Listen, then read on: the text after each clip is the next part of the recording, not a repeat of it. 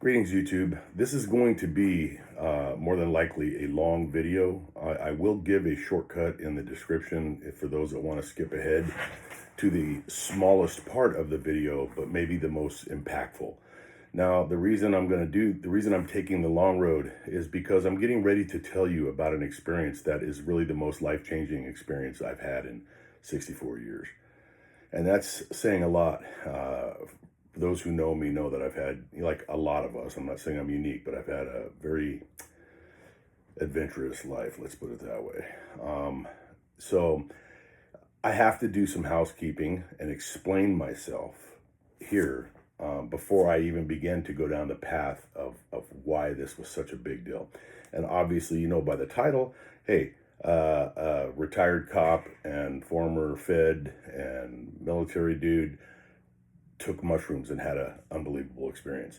That's pretty much the end of the story, but without the long prelim into it, I think you're going to miss out on a lot of why it was so impactful and why it may or may not be something that you're interested in, or you may want to avoid it, or you may think I'm a nutcase.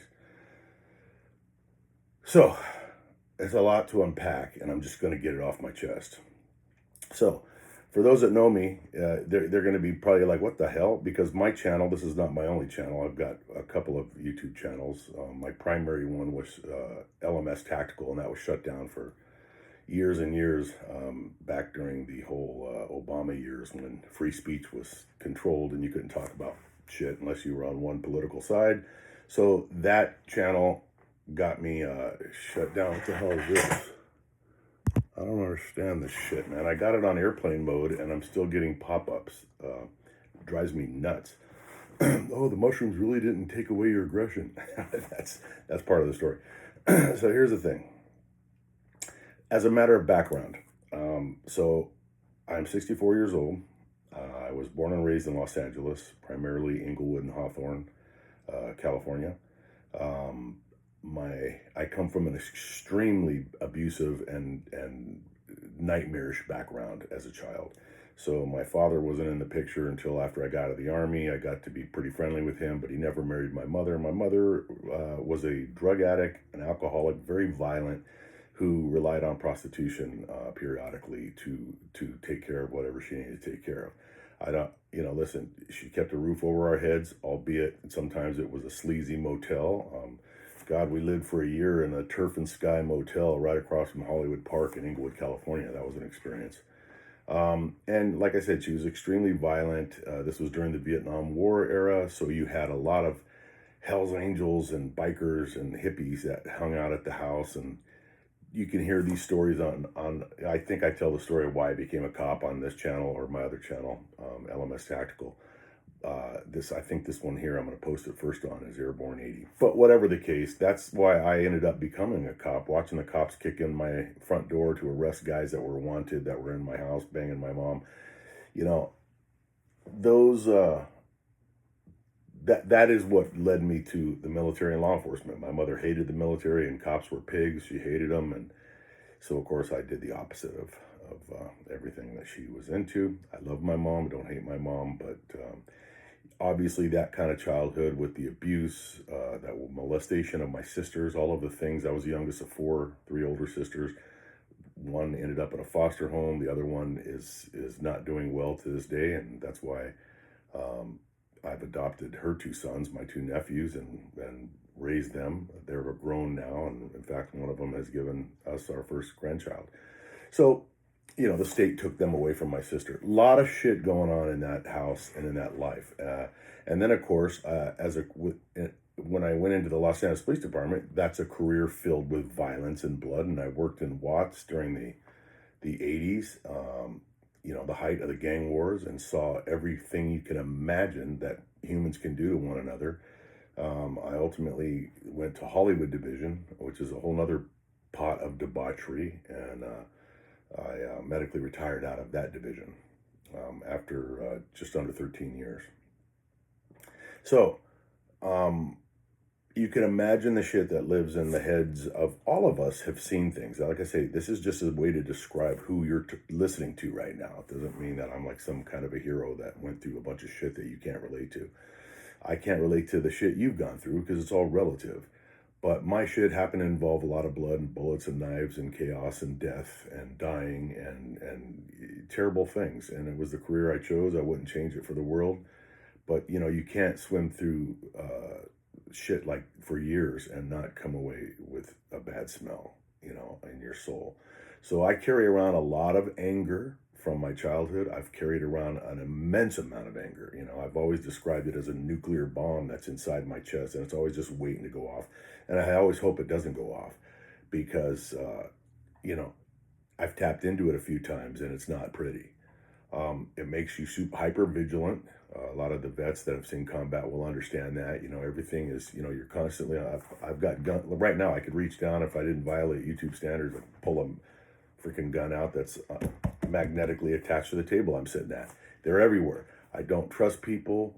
I know what humans are capable of. I got my dogs sitting right here next to me. That's who I love, because a human being can talk pretty to you and tell you all the sweet things that you want to hear while they're planning your murder. That's why I choose dogs over people for the most part.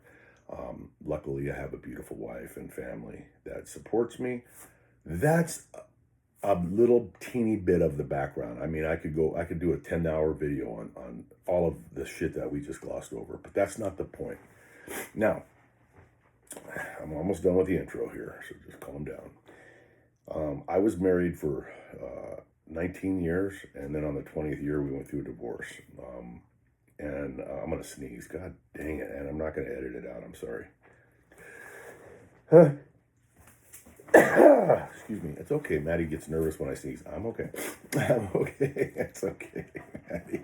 Daddy's okay. I had a sneezy because of your hair, you butthole. Oh, God. She's going to sit here. I'm sorry. So, I had this marriage. And in that first marriage, I had 3 children. I have 3 children. Identical twin boys.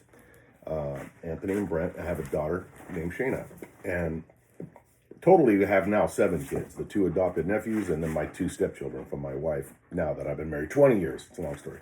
So, okay, Maddie, Daddy's trying to do a video. I'm so sorry, guys. This is the raw shit you get on my channel, though. I'm not going to edit it out. I'm not some professional YouTuber who gets paid and has endorsements. So, I apologize ahead of time if this drives you nuts. But those children from that marriage, well, let me back up. My father was arguably one of the world's best living, at the time, he's no longer with us, jazz clarinet players. Google Mort, M-O-R-T, Weiss, W-E-I-S-S, and you'll see my father, who was an extremely interesting person. And the reason I bring that up is the music gene is in all of us. Those cops that worked with me have seen me many times, and friends. I'll stop. If I'm walking by a piano, I'll play it, and they think I know how to play, and I don't. I can play shit on guitar. I can pick up any instrument and within 5 minutes play a song you recognize. I'm not good at it, but you'd think I had some kind of training, and I didn't. It's just in the genes. And my children, for the first marriage, are no different. Anthony and Brent, the identical twins, are just fantastic musicians. They play all kinds of musical instruments. They've toured all over America back when they were younger, doing, I guess it was sort of a kind of a punk kind of music when they were younger. Sorry, kids, if I got the genre wrong. We had drum sets in the house, and all the high school people in the house listening to them play, and it was great experience. Until the pigs were pounding on the door. Hey, man, your neighbors are complaining. And I'm like, hey, I'm a pig too. Cut us a break.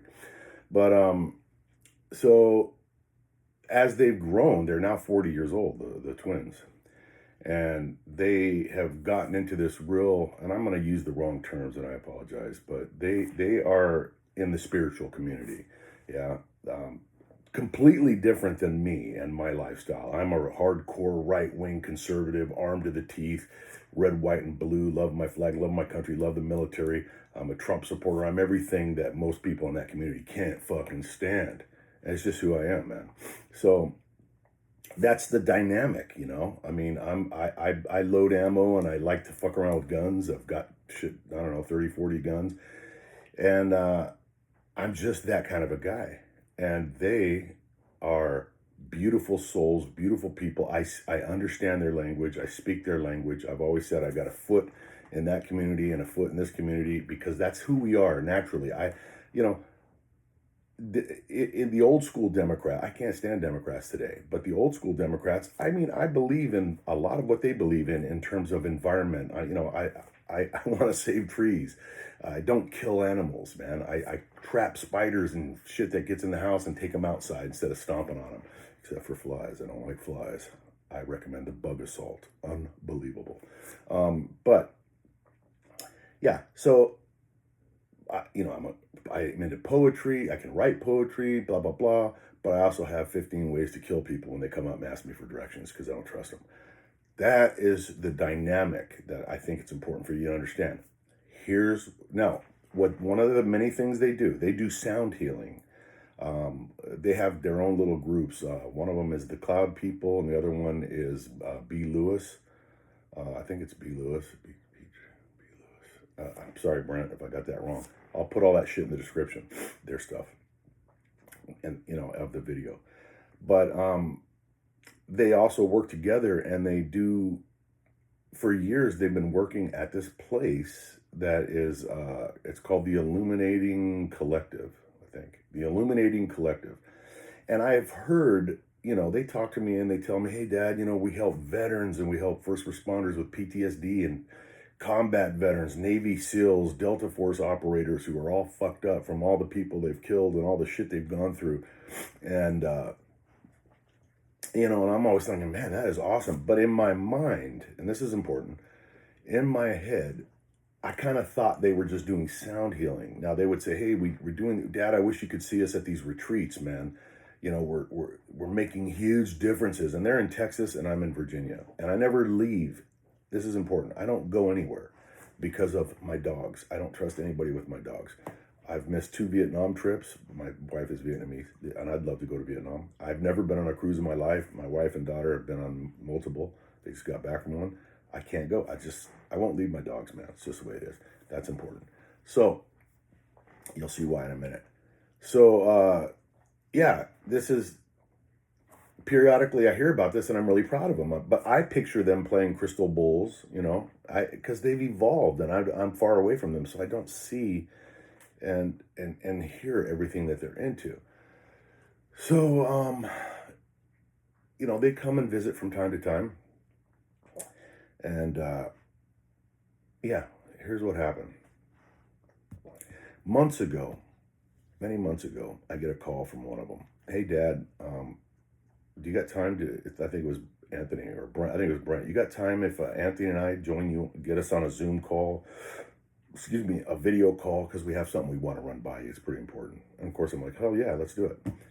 So, they call me up and we're face to face with both of them and me. And they're like, hey, Dad, if this retreat that we always talk about, somebody is willing to sponsor you and pay and it's not cheap. I can't remember, man. I mean, it's thousands of dollars. It's not cheap. I think the package that we were talking about on that one, and forgive me if I'm wrong, Illuminating Collective, but I believe it's over $8,000. Might be $6,000, but that's a lot.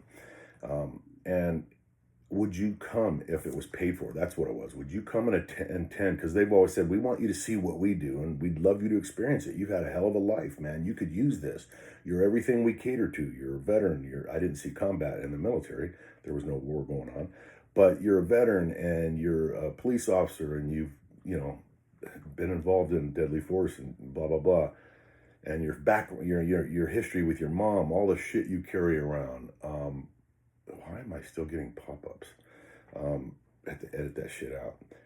So yeah, would you be willing to do that if everything was paid for, except for the flight? And, I felt so bad because I was like, I'm never going to, and I'm like, well, what about the dog? Dad, it would be like 5 days and, it's a once in a lifetime. And finally, I just thought to myself, dude, stop fucking around. These are your sons, man. Just do it. And I said, you know what? I'll do it. Oh my God, really? Yeah, I'll do it. So I committed to it and I keep my commitments. Okay. This is the important part of this segment of this long video. imagined the entire time that I would go to this place, have a room, but there would be veterans that were laying on the floor on pillows while the boys played instruments that I couldn't name for $1,000,000 and rubbed crystal bowls. And my son Brent does this melodic voice thing that is hypnotic, his singing. And I thought, I'll see the veterans cry, and I guess I'll be laying on one too, and then I'll probably, they'll say something about, your terrible childhood, and there's things I couldn't talk about without crying, and that's super important. I'll get to that in a bit. And then I'd go home. Problem is, I Googled I apologize for these beeps, nothing I can do about it. I Googled the, it's on airplane mode. Why is that? Why am I getting anything? Fucking idiots. So I Googled Illuminating Collective, which I shouldn't have done, because now I realize that they're dealing with psychedelics. And man, I almost came unfucking glued, man. I was like, wait, okay, so first of all, my family is a family of drug addicts. My father was a heavy drug addict in the 60s and 70s, alcoholic. My mom did every drug you could snort or fucking anything, smoke. My two of my sisters, pretty heavy into drugs and alcohol, and one of my sisters was a full-blown alcoholic and ended up taking her own life and jumping to her death from a high rise in New York. Terrible, 1992. I don't do drugs, and I don't drink. I haven't drank alcohol, honestly, man. I can't. This all the way back into the 90s, man. I just quit drinking. So I'm anti anything like that, big time. And when you start talking about psychedelics, man, and then I'm reading into it, and it's like mushrooms, and I'm like, mushrooms? Okay, magic mushrooms. And I'm fucking Googling shit. And then, what is it called? Psilocybin, and then blah, blah, blah. I call them up and say, hey, man, I didn't realize this shit was dealing with some kind of freaking drug type shit, man. A, I'm not going to break the law. B, I don't do that shit. So then I start to, they send me all this information about how that it's legal under certain circumstances. And in this case, under that setting, it is not illegal because of the way it's presented. And you can look that up yourselves. But I didn't want to do it. I was nervous about it. And then I had seen, and then they sent me a clip where I can't remember who was there, but there was some Joe Rogan stuff. And then there were some people talking to President Trump, and President Trump hearing how there's like a 90%, he's looking at the data, there's like a 90% success rate in helping people get rid of their PTSD with just one session of this. And so I was like, wow, that's different. And I thought my wife would be like, no, you ain't doing it. And she's like, yeah, that's actually a good idea. And I'm like, what the hell? So everything just kind of was aligning to send me down this mission, and I didn't want to do it. And then I started really panicking because as the weeks got closer to D-Day, which would be July 5th is when I would fly out, I told my kids I'd start to have panic attacks, man, because I was picturing me tripping out and seeing fucking, monsters and geometric patterns and all this. It's like, I don't want to trip out, man. I'm not a trippy guy. And I had felt like my best friend had called me up and said, Mike, we're going to rob a bank. We need a getaway driver, and we need you to commit to it. And I felt like I committed to it because I felt like I had committed to doing something that's against my nature, and I didn't want to do it. And so I kept, I'd call him up over and over, and I'd have these thoughts, and I'd be like, hey, man, if I decide to say no, right? No means no. I may get there and be like, fuck this, I ain't doing it. And they're like, no, obviously you're a grown man. You can do what you want. So I was just stressing out about it, man. Just stressing out, and then there's the DMT part of it. I start to look at what they're doing. It's I can't remember. I wrote it down. I should have had this ready. It's an ibogaine. It's a DMT and then some UFO thing, and I'm just thinking, man, I don't want to fucking do this shit, man. It's terrifying. And I dreaded going. I absolutely fucking dreaded it. And, July 5th, was the day I flew to Texas. That was my birthday, my 64th birthday. So there's all that going. Like, man, I'm on my birthday. I'm going to my death. I'm not a young guy. Why do I want to all this shit? And this is kind of important because it's really ego. You know, I mean, an ego is. I could do a whole video on ego. Ego. I'm not saying ego is a bad thing, but it is. It can be messy because ego wants to be in charge, wants to survive, and so ego is telling me all the things that could happen, and it's like, you know, why do you need to fix yourself now? Okay, you had a fucked up childhood, but you're like, what, 10 years away from death at best? Why are you trying to fix it now? You've already gone, you're in the fourth quarter of your life. Just live your life. Don't try to fix broken childhoods and trauma and shit. And there was a lot in my childhood, man. I mean, a lot of things the darkest thing you can imagine, that happened. So, yeah, you know, but I was like, you know, now on that note, I have to say that throughout my life, I have had the most unexplainable hatred of myself as a little boy. Now, the interesting part here is, and this is all going to make sense at the end of this video, whether you're going to know why I'm telling you this. I couldn't even talk about it like I'm talking about it right now without my fucking tears flowing. I've always felt that I was under so much pressure of pushing shit down and being the happy, funny guy that if I ever let it out and started to cry, it would be unstoppable. It'd be a medical emergency, the amount of tears that would flow out of me that I've been pushing down my whole life. So little things. I'll see pictures of me as a little redheaded kid, and it just made me mad. I didn't like the kid, didn't want to talk to the kid, didn't see the kid, because they do these pre-group calls leading up to this event. It's very orchestrated. And on one of the exercises was, you're in a forest and you see a kid way in the distance, and as you go closer, you realize it's you as a kid. Walk up and do whatever you're gonna do, have a conversation. So everybody kind of got up to their kid and they had a little discussion. I couldn't get more than 100 yards away because I didn't want to be near the guy. And yeah, just like I said, and the fact that I'm talking about this without crying, amazing. And I could tell you all the stories that I used to struggle to tell my wife and people I would share it with, because I couldn't get through it because it was too much. All things that had happened to me as a kid. So, I'm going off on a tangent here.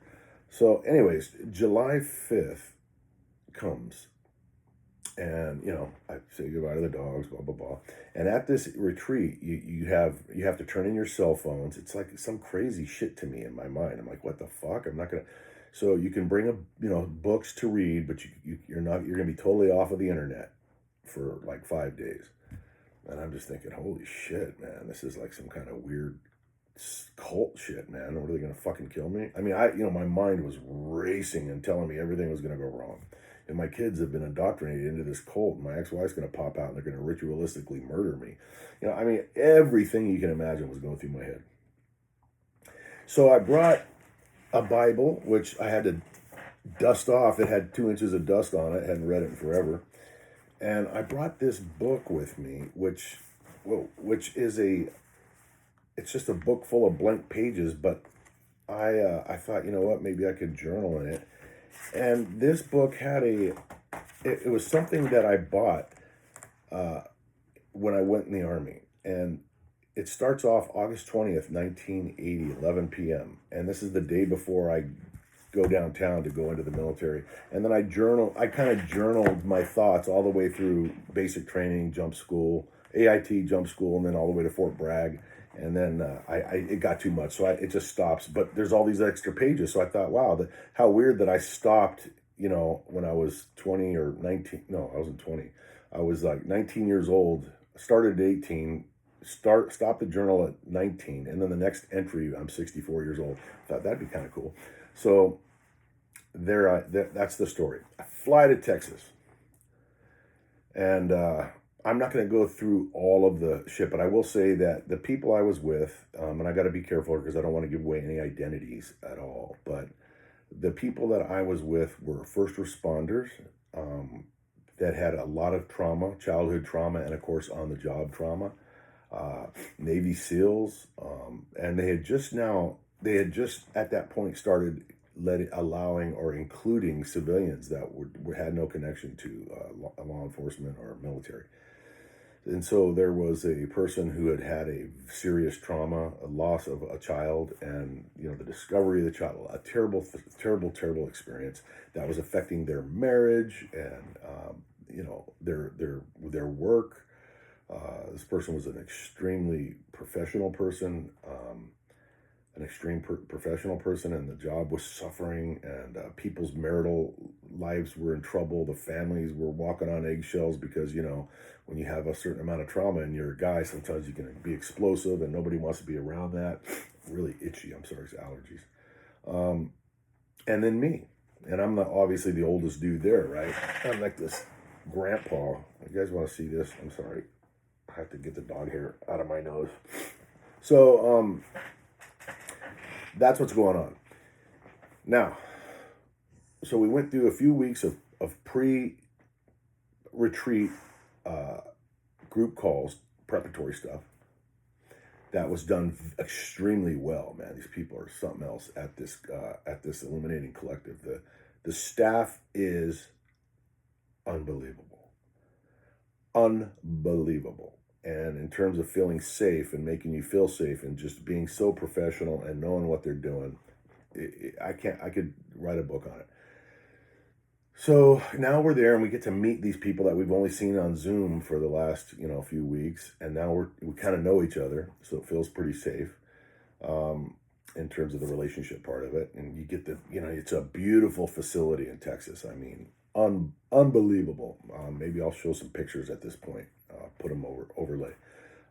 Just beautiful rooms, and I had to take some pictures before I left, like run around after, because you can't have your phone. You turn them in when you get there. So, but just a great facility with all everything you need: swimming pools, beautiful grounds, acres and acres of beautiful Texas grounds. Cactus or cacti, and all kinds of cool stuff. They have their own chef. The food is absolutely amazing. Unbelievable. So that's not what you're here for, though. You want to hear about this experience. Now, I gave you that background of mine in little bits and pieces because hopefully you'll understand what a big deal this was for me to even do this. This is crazy. So you have, classes on breath work and all kinds of stuff, and you're all preparing for this one day of this ceremony when you're going to launch into it. And brother, this is the end of the video now, because all of that buildup to tell you this short little piece, but this short little piece is what has changed my life. And if you have skipped everything before to get to this point, you're just getting a little piece of it, because I think you need to know who I really am, and in order to fully understand and embrace the importance of the effects that this had on me. So, my sons and my daughter actually was one of the helpers, Shayna, and there's all these other people there that are in this facility to help facilitate this, and it's beautiful, and the boys have all this music set up, and it's phenomenal, and they have technology with the sound canceling headphones that you wear. And the bottom line is let me just lay it out for you how it goes down. So you're in this big room, and it's a beautiful room, and it's just gorgeous, and you have these beds laid out in a circle. And I know it sounds very cultish and scary. Believe me, that's how I felt too. But you lay down on these things, and you ingest your mushrooms, and you lay down and you put on these unbelievably high-tech headphones, man, where you can't hear anything outside the room, but you hear the music and the voices that the boys are playing, and they play this. I don't even know what the heck you call this kind of music, but it's unbelievable, man. Unreal. It drives you to where you need to go. And so that's the configuration. And you're told that the mushroom effects last about, I want to say 6 to 8 hours. I think it's six hours, maybe 8. But you're thinking, man, that's a long time, right? And, nobody knows how people are going to react and what's going to happen. So, you have people there, and there's nothing that they haven't seen. I was worried, like, what if I puke, because it can make your stomach upset? What if I vomit and I ingest my own vomit? I'm freaking out and sweating and stressing out. What if I have to go to the bathroom? Oh, well, don't worry. People will help you and guide you and not be with you, but bring you to the bathroom and wait outside the door. And, you'll still be able to function and, blah, blah, blah. You can still think, obviously. So it's not like you're going to be like completely out of control. And if you have a bad trip, which can happen, people are there and then the music can guide you out of it, blah, blah, blah. So the time comes after prepping and doing all this stuff. I wish I knew exactly what I took, and I wrote it down. But I took 5 grams, which is a heroic dose of mushrooms, and and there was DMT in there, ibogaine DMT, pronouncing shit wrong, but I'll probably put it on here. And you're told that it takes, it can take up to 30, 40 minutes before it kicks in. Wow, man, I'm fucking tripping out now because I'm going back to it. The next morning, I grabbed this book because I wanted to remember everything. And I wrote down every memory that I had. And, it's graphic. It's graphic because I'm going to tell you guys, I'm going to read this to you, exactly what happened. And every time I read this, it's like I'm back there again. And today is what, August 26th? And that was on July 7th. Yeah, July 7th is when we did that.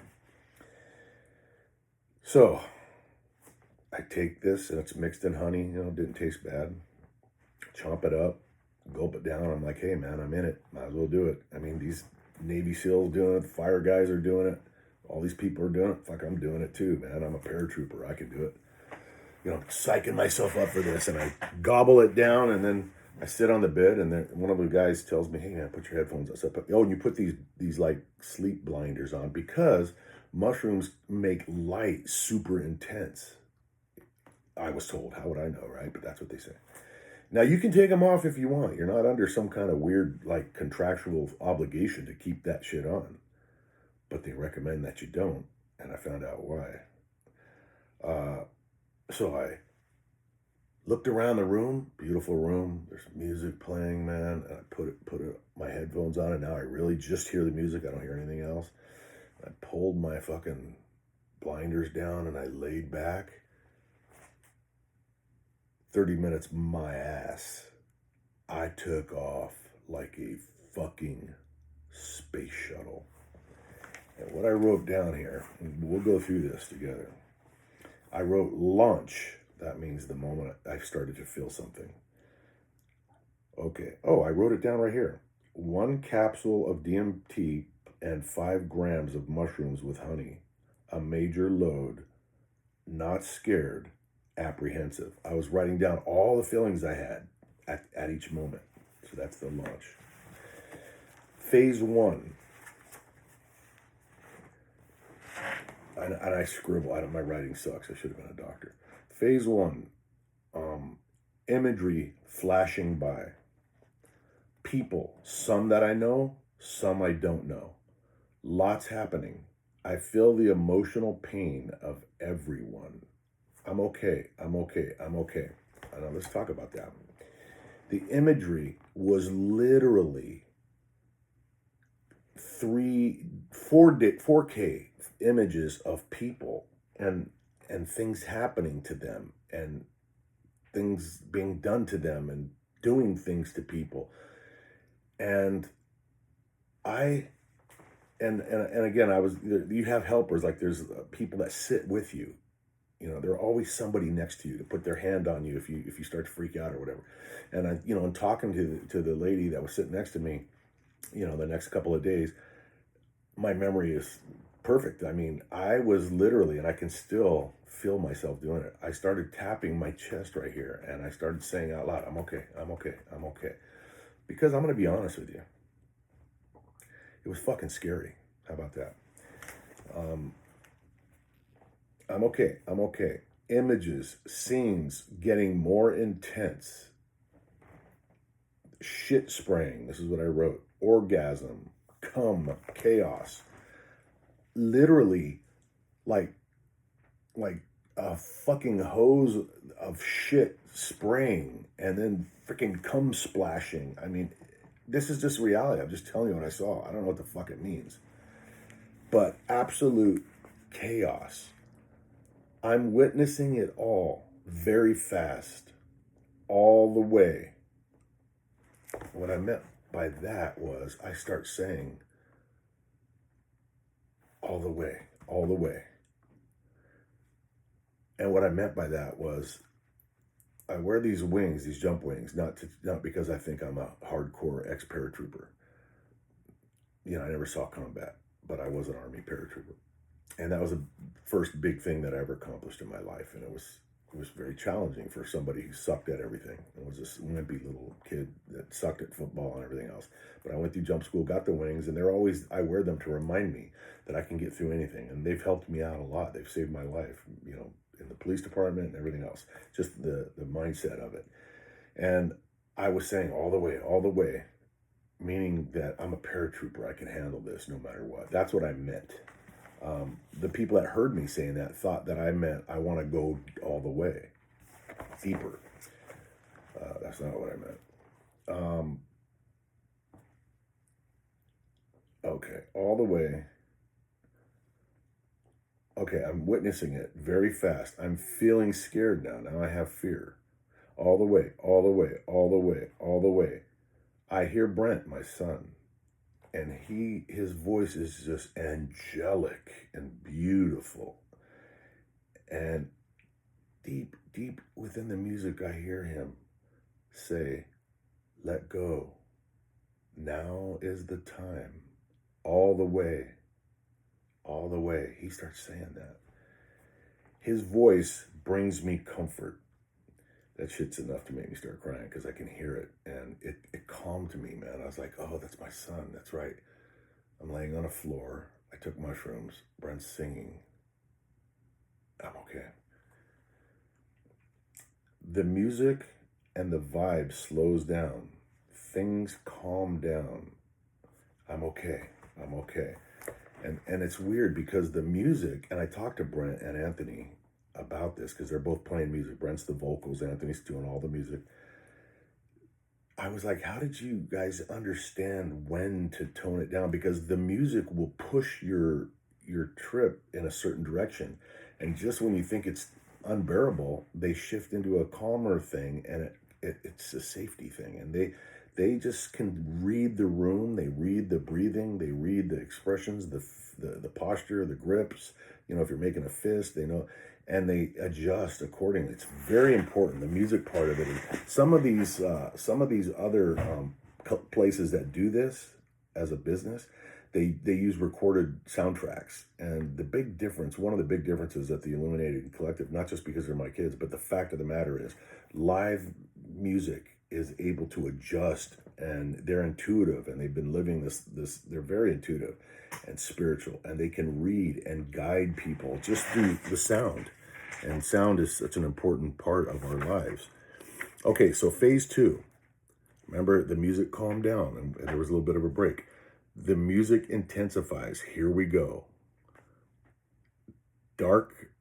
It gets dark. Faces, monsters, morphing.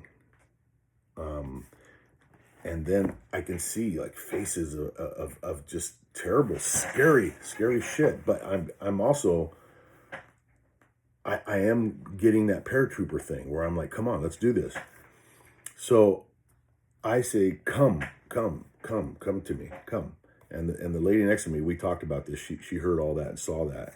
And she heard me say this. And I pointed and I said, I see you. And this is where it gets kind of trippy, man. Because I see this monster face that's off in the distance in the darkness. And I said, I see you all the way, all the way, all the way.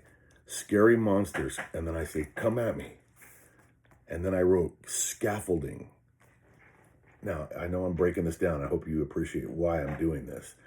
Scaffolding. That's, for those that don't know, scaffolding is the stuff that you put around a building when you're building a building that you can stand on and paint or whatever. And my son Brent, before I had done this, he had said, or no, Anthony, he had said that many times when he's done this, he would get in a dark, scary place and he'd get stuck there because he'd fight it, and he calls it scaffolding. And he said, if you fight the fear, you will get stuck right there and you won't be able to get through it. So you have to lean into the fear to get through that little moment and get through what he calls scaffolding. So I had remembered him saying that, and that's why in my head, scaffolding, all the way, all the way. And I said, I'm not afraid of you. Come at me. Come at me.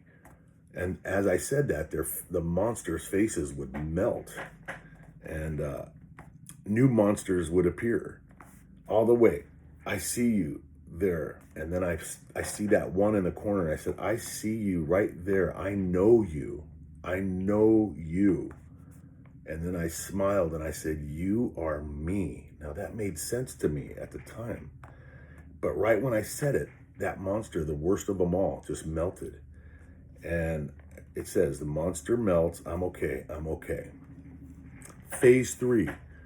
Huge yawns, and they had warned us that yawning was part of this. For some reason, the mushrooms make you yawn unbelievably. Well, these are jaw-cracking yawns, like your fucking head wraps around to your wallet. It's crazy. Huge yawns. The break is over. Here we go again. Spiraling. I'm going deeper and deeper and darker, all the way, all the way. I touch my wings. I hold them. They make me feel safe. And I remember that very clearly. I was holding them. And all of a sudden, I'm me as a young child. I'm okay. I see me. I love me. I'm good. I mean, think about that. I've hated myself as a child my whole life. I'm okay. I see bad things happen to me. I'm okay. I'm okay. Mom, exclamation point. I love you, Mom. This is hard to talk about. It's a hard memory, but it's a beautiful memory. I am Mom. This is what I wrote. I am Mom. I'm Mom as a child. Mom is in great pain. It's okay. I love you, Mom. It's all okay. No bad, no good. It just is. It just is. No right, no wrong. I'm all of us. I feel all of us.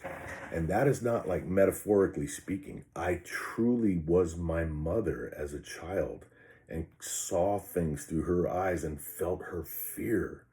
And her mother was very abusive and was an alcoholic. And my mom felt the same sorts of fear that I felt as a kid.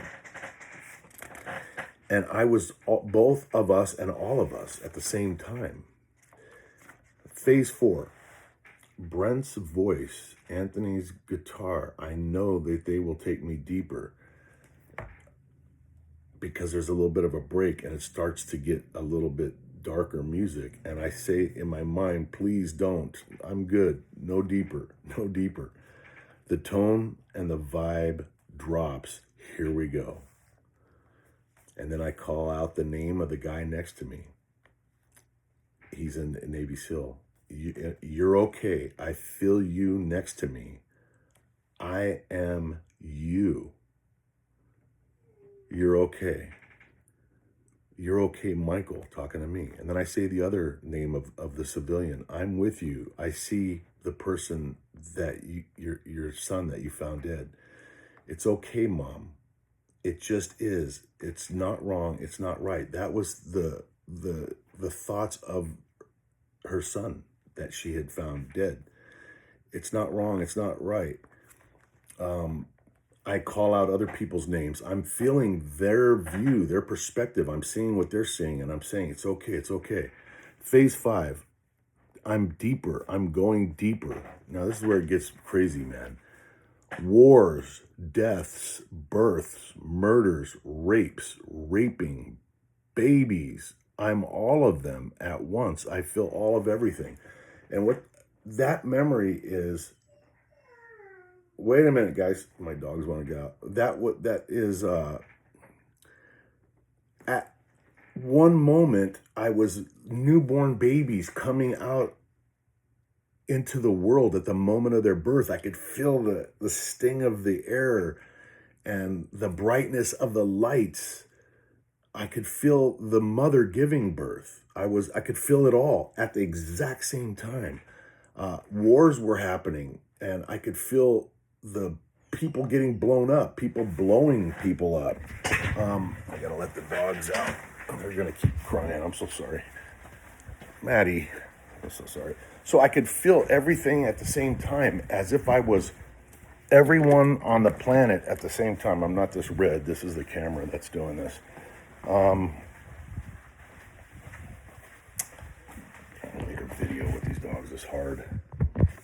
So, yeah, I mean, you can just imagine it. I feel all of them at once. At one time, I was like every single person on the entire planet. And you're going to ask yourself, well, that's a weird hallucination. It was an hallucination. You have to experience it, man. It's insane.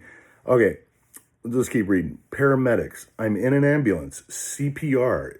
They're trying to save me. Now I'm in an ambulance, and I can see that there's paramedics trying. And I thought, oh my God, the mushrooms killed me.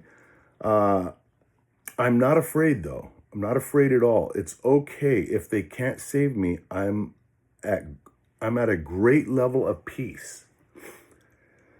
Whew. Okay, phase 6, big shift. Now this is the apex of this whole thing, because this is like coming right to the end here. There's a big shift. And this is so hard to explain, guys, in English, in human language. I am no longer me. There is no I, no me. I am the entire universe at all times, past, present, and future. No time. There is no time. There's no pain, no love. Just all now, every molecule. It's extremely hard for me to explain what the hell that means. I can bring myself back to feel it, but it gets difficult as time goes on. But I won't ever forget it. It's at that you're seeing, and here's the thing: when I say you, or I say I saw or I felt, I automatically fuck it up because there is no I. So there's no words to put you in the driver's seat of what I'm talking about, because the minute you use language to describe it, you invalidate it. It's like your awareness. That's the best way to say it. I became awareness. Now, a second ago, I was every human at the same time, right? I was a rapist, raping a woman. I felt the anger and the rage. I was the woman at the exact same time, feeling the horror and the pain, the physical pain and the terrifying of I'm going to be killed now and missing my family. I was soldiers killing people. I was soldiers being killed. And I realized that time absolutely does not exist. How weird is that, right? We live in a linear world where there's a morning and afternoon, and if we're lucky, we get to see the nighttime and not die in between. Everything has a beginning and a middle and an end here, but not outside of this reality. Time is a non-existing concept. I think my wife just got home. That's not good. That's going to screw up my mojo. So, all of it, let's see. Wait, where are we at here? Big shift. Okay, I am the entire universe. Okay, no time, no pain, no love, just all, every molecule. Phase 7. You think that's it? No, I go deeper. Deeper I go. Thousands of lives I've lived is what I'm experiencing. Deaths, wars, weddings, hate, love, peace, joy. I'm experiencing it all. Deeper, no words, no more music. I don't hear it. I can't. No sound. Darkness into deeper darkness, into deeper darkness into the final darkness, which is a darkness. And you would think, because you hear like when you die, you go toward the light, you would think in a good spiritual journey, you'd be going toward light. But I don't make the rules here. I'm just telling you what happened. I'm getting into darker darkness until I hit what I call the final darkness. Stop, I write, exclamation point, all stops. And you can feel it. There's no more depth to go to. You've arrived, is the feeling. And there's an entity waiting for me. I feel the presence of this entity in front of me. I can't see it, but its energy is masculine. He begins to speak to me. He uses a language, an old, ancient language. His voice is extremely deep. Anywhere else, this would be absolutely terrifying, but not now, not here. I know this language. I speak this language. I have not heard this language in thousands of millions of years. It is so beautiful. My original language, I miss it so much. I realized that the entity is me. Make it make sense. The entity speaks and I beg it. And the lady next to me heard me begging this. Please let me remember this. Please let me remember this. I have to remember this. I know that it will not allow me to remember. I beg. And then I hear music and Anthony and Brent and Sheena, and I'm moving in reverse. Back I go, back to the false reality that we are in. I'm okay. It was scary, deep, dark, beautiful, and was authentic. It was home, talking about where I was. That's my notes, but I want to go back to that.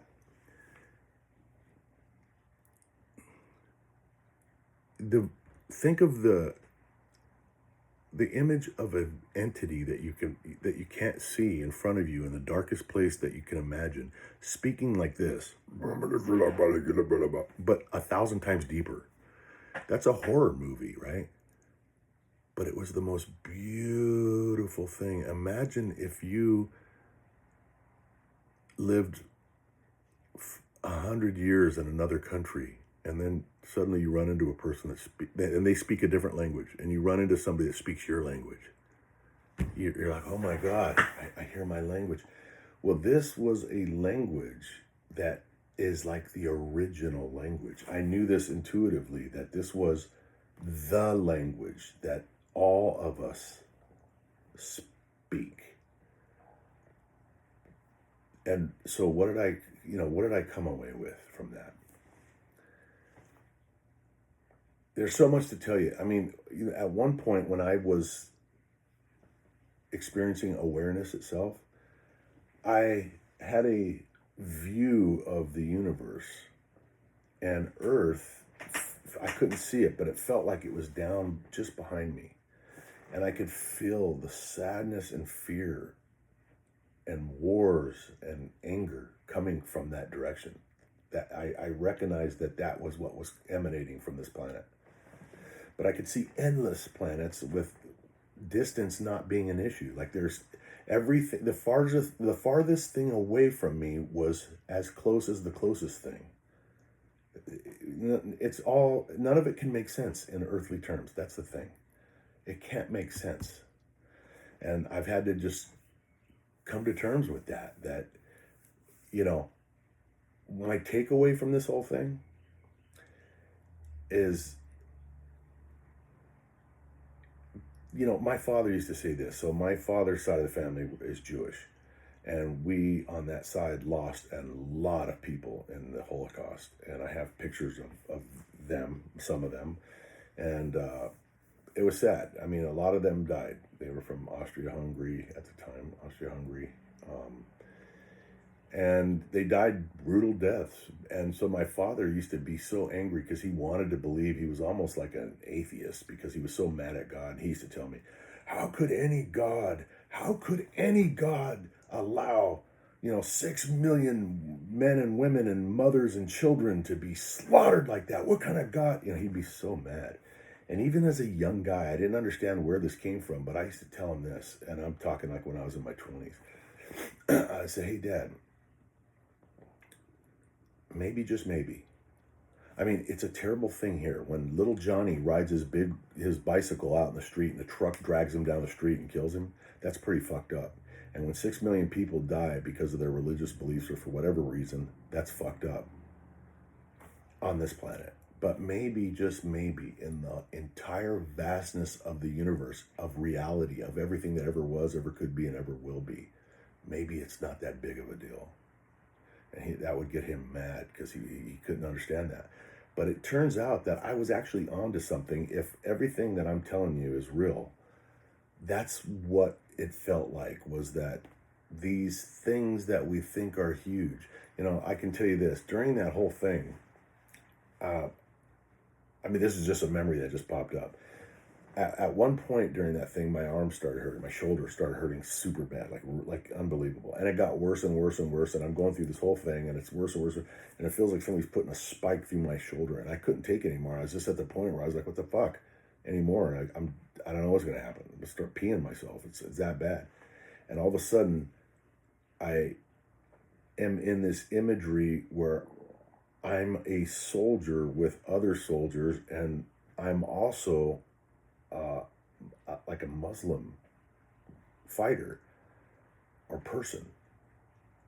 And I am walking into this crowd up next to me and detonating myself, and my shoulder and arm blew off. I felt it, saw everybody around me was blown to pieces, blood, guts, all of it in high definition, including the guy. And at that exact moment, I was the Muslim doing it, and I was everybody feeling it being done. And all of us, I could feel all of us were communicating to him that it's okay, everything's okay.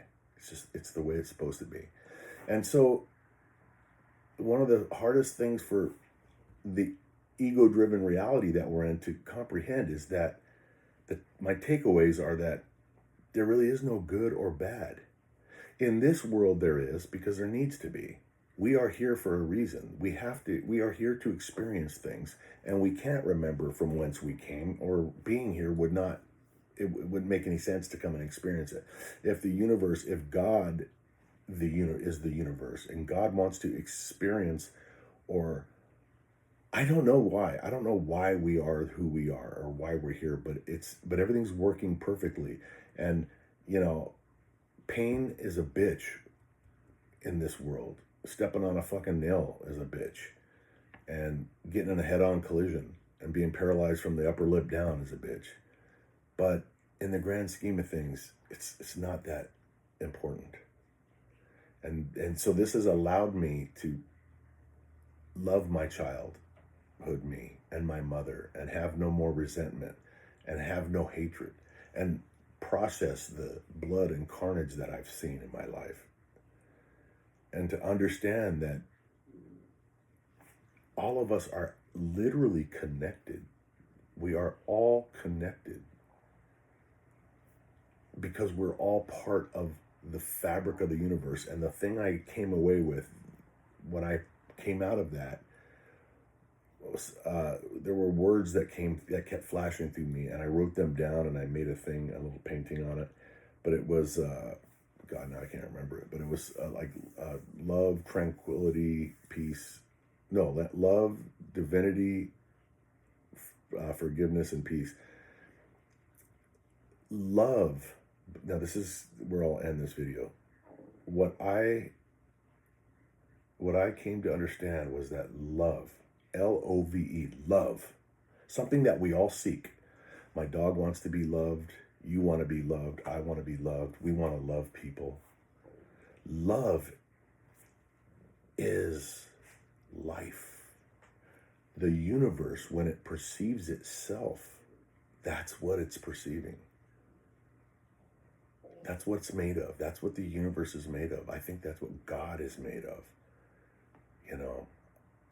The guy that runs this Illuminated Collective has talked about seeing full-blown atheists go through this and coming out and not being atheists anymore. You come away from this experience absolutely clear that this life is but a fragment in time in a timeless reality. Anyways, that was my experience. And listen, if this was interesting, leave a comment.